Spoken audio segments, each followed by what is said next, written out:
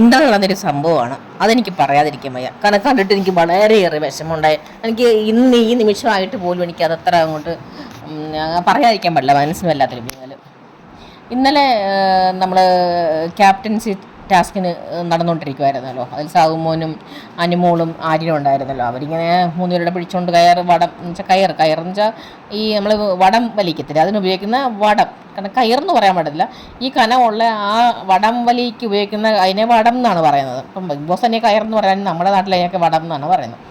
അപ്പോൾ ഈ വടമില്ലേ, അപ്പം ഇത് പിടിച്ചപ്പം വെയിറ്റുള്ള സംഭവമാണ്. അപ്പോൾ കുറേ നേരം ഇത് പിടിച്ചുകൊണ്ടൊക്കെ ക്ഷീണിക്കുമല്ലോ, ടയേർഡാകും. കാരണം വെച്ച് കഴിഞ്ഞാൽ അവരെപ്പോഴും ഇത് പിടിച്ചുകൊണ്ട് ഇങ്ങനെ മണിക്കൂറുകൾ 10-20 മണിക്കൂർ ഇങ്ങനെ കുറേ മണിക്കൂറുകൾ നടക്കുമ്പോൾ ക്ഷീണിച്ചിട്ട് കുറച്ച് ചോറ് അവിടെ അധികം വന്നേ.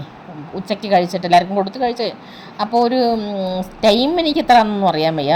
എനിക്ക് തോന്നുന്ന ഒരു 3 മണി 4 മണി ആയിരിക്കും ഏകദേശം.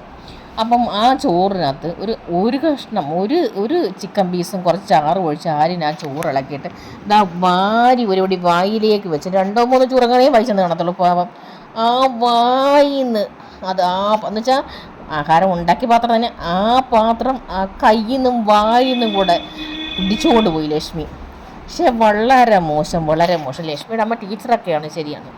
പക്ഷെ ലക്ഷ്മിക്ക് ഒരു ആഹാരം ഉണ്ടാക്കാറില്ല. അത് പിന്നെ ഇപ്പോഴത്തെ പെണ്ണുങ്ങൾക്ക് അറിയത്തില്ല, പോട്ടെ, അതൊക്കെ നമുക്ക് പോട്ടെന്ന് വെക്കാം. പക്ഷെ ഒരു മനുഷ്യൻ കഴിച്ചുകൊണ്ടിരിക്കുന്നത്, ആ വിശന്ന് തളർന്ന് വന്ന് അത് അങ്ങ് കഴിക്കാൻ പാടില്ല, അതൊക്കെ നമ്മൾ സമ്മതിക്കുന്നു. കാരണം അവിടെ ബിഗ് ബോസ് റേഷനുണ്ട്, രാവിലെ കഴിച്ചിട്ട് പിന്നെ രാത്രിയിലേ കഴിക്കാൻ പാടുള്ളൂ. ഒരു അളവുണ്ട്, എല്ലാവരും കഴിക്കുന്ന പോലെ അളവിലെ ആഹാരമൊക്കെ കൂടുതൽ കഴിക്കാൻ പാടില്ല, അതൊക്കെ ശരിയാണ്. പക്ഷേ അന്നേരം അധികം ചോറ് കണ്ടപ്പോൾ ആ കൊച്ച് കഴിക്കാൻ ശ്രമിച്ചു. അത് കുറച്ച് വായിലോട്ട് വായി 2-3 ചൊറന്ന് ആ കയ്യിൽ നിന്നും വായിന്നുള്ള പാത്രം പിടിച്ച് പറിച്ചുകൊണ്ട് അത് വേറെ പാത്രത്തിലാക്കി ലക്ഷ്മി കൊണ്ട് ഫ്രിഡ്ജിൽ വെച്ച്. ആ ആഹാരം ഇനി അത് എച്ചിലായി.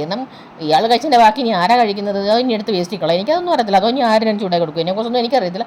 പക്ഷെ വളരെ ഒന്നും ഓർക്കണം, നമ്മൾ അഖിൽമാരാറിൻ്റെ കഴിഞ്ഞ എപ്പിസോഡിൽ സംഭവിച്ചത് എന്താണ്?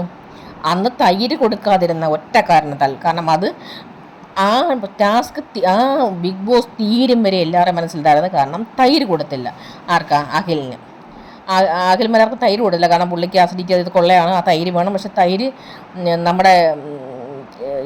നമ്മുടെ ശോഭ കൊടുത്തില്ല.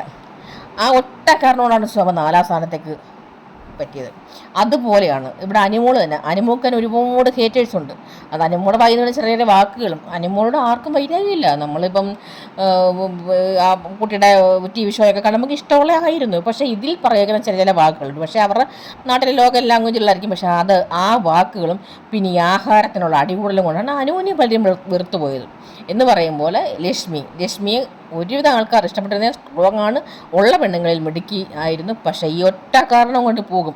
കഴിഞ്ഞ ആഴ്ച ഷാനവാസ്കിൻ്റെ ലെവൽ താഴോട്ട് പോയതുപോലെ ഈ എപ്പിസോഡിൽ ലക്ഷ്മി ഈ ഒറ്റ കാരണം കൊണ്ട് ഔട്ടാവും.